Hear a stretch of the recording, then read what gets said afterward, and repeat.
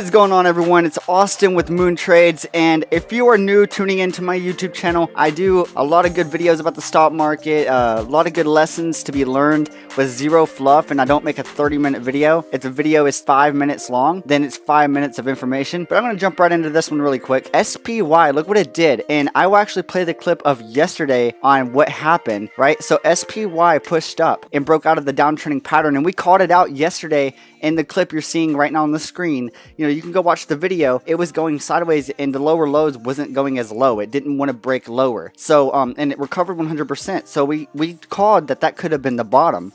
Now this is great because the video even kind of showed what would happen.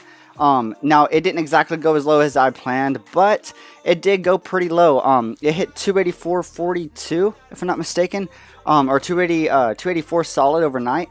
And then pushed up immediately out of that descending trend. And don't make this, you know, don't let yourself get fooled to where you're like, oh, I want to invest because it just broke out of its downtrend.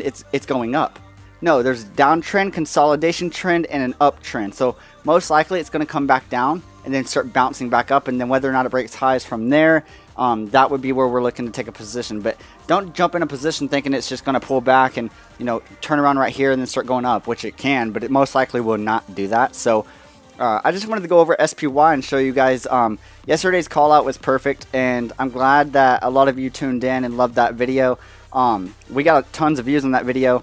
It is awesome. But thank you guys again for joining my channel. Please hit that subscribe button if you haven't already. Leave a comment for your next video. In fact, I'm about to make an RSI video today, just for you guys on Instagram that won the vote. Yeah, and RSI did win the vote, not MACD. So I'm going to go over the RSI and how to actually use it. Thank you guys for joining. See ya.